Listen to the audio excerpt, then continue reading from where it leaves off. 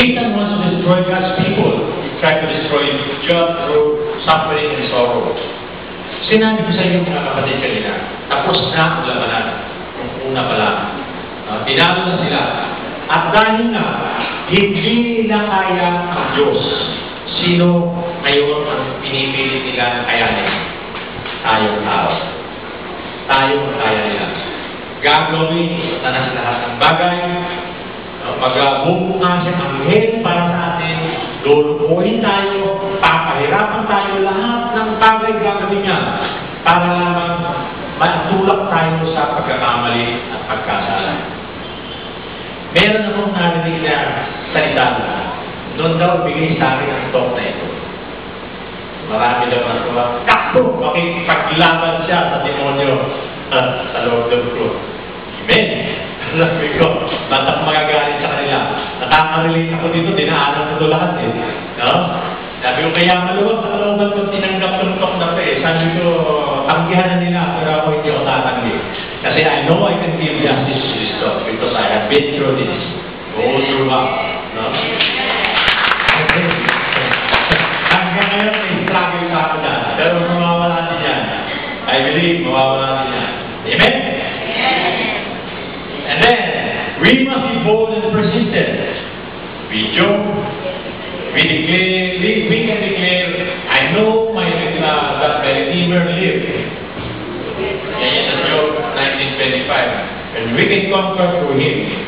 So, ibig sabihin niya, kapag malakas ang ating pananampalataya, walang magagawa dyan. Si Job kahit na halos wala na siyang magawa, pasutsog na siya, wala na lahat sa kanya, may sakit na siya, hindi pa rin siya sumuko. Kahit na tinitempt na siya ng kanyang mga kaibigan, hindi pa rin siya bumigay. Nanimala pa rin, sabi nga niya, God will give. Kung anong binigay niya, siya rin ang pwedeng kumuha at siya rin ang pwedeng magbalik. Amen ba?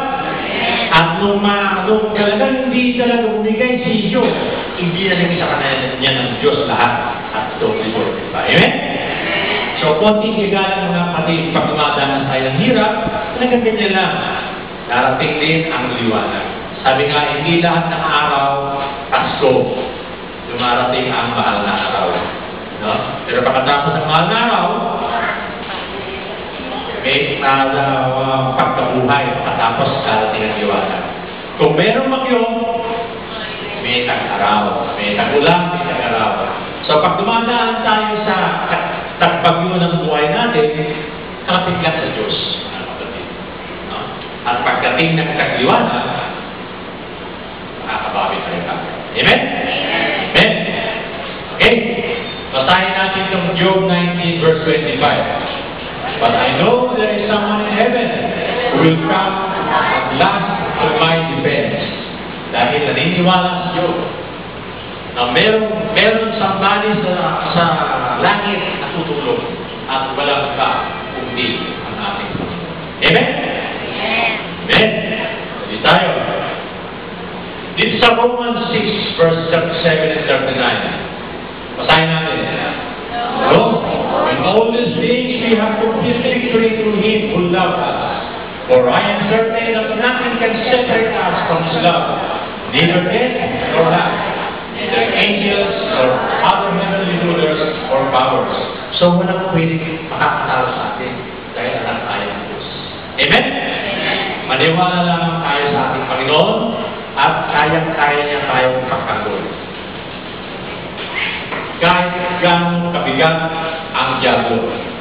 Sabi nga, neither the present nor the future, neither the world above nor the world below, there is nothing in all creation that will ever be able to separate us from the love of God, which is ours through Christ Jesus our Lord. Amen?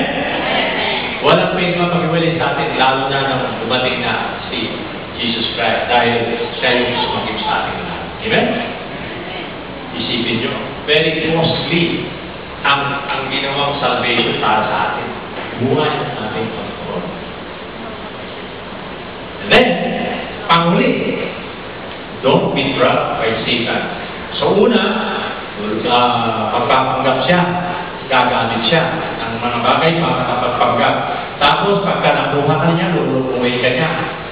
Pagka hindi ka niya makuha sa kanyang panluloko, pakahirapan ka niya. Para makuha ka niya. At pag nakuha ka niya, huli ka na. Trap ka na.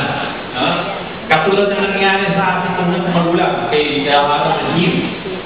Nung tinukso ng Diablo, na nagkatawang ahas, hanggang sa nainganyo silang kumain ng bawal at kinain nga nila. At anong naging sukli? Natrap sila, namatay ang kanilang spiritual body. Namatay. Pero hindi